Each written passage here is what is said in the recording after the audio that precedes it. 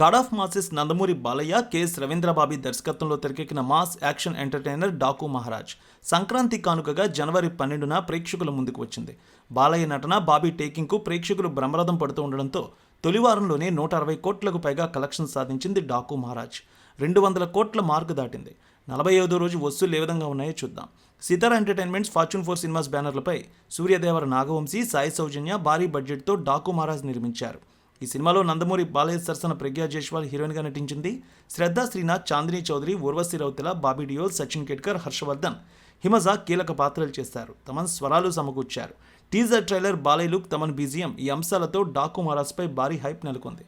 బాలయ్య సినిమాకు pre release business కూడా ఒక రేంజ్లో జరిగింది. నైజాం 17.5 కోట్లు, రాయలసీమ 15.5 కోట్లు, ఉత్తరాంధ్ర 8 కోట్లు, తూర్పుగోదావరి 6 కోట్లు, పశ్చిమ గోదావరి 5 కోట్లు, కృష్ణా జిల్లా 5.5 కోట్లు, గుంటూరు 7.5 కోట్లు, నెల్లూరు 2.5 కోట్లు, మొత్తం తెలుగు స్టేట్స్ 67 కోట్ల బిజినెస్ చేసింది. ఓవర్సీస్లో 8 కోట్లు, Karnataka plus rest of India 5.5 కోట్లు, మొత్తం 80 కోట్ల మేర బిజినెస్ చేసింది.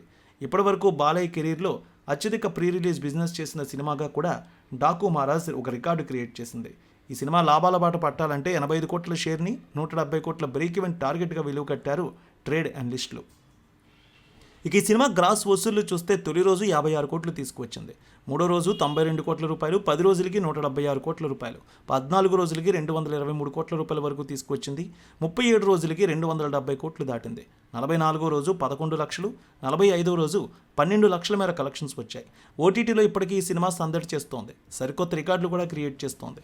అయినా కొన్ని సెంటర్లో ఈ సినిమా రోజుకి 1 నుంచి 2 షోలు పడుతూ ఉన్నాయి. ఇప్పటివరకు 90 సెంటర్లో ఇంకా ఈ సినిమా ఆడుతోంది. మరో వారం రోజుల వరకు డాకు మహారాజ్ థియేటర్లో ఆడే అవకాశం ఉందంటున్నారు అనలిస్టులు. ఇక డాకు మహారాజ్ను ఎమోషనల్ యాక్షన్ డ్రామాగా రూపొందించారు దర్శకుడు బాబీ. బాలయ్య నానాజీ పాత్ర పోషించారు.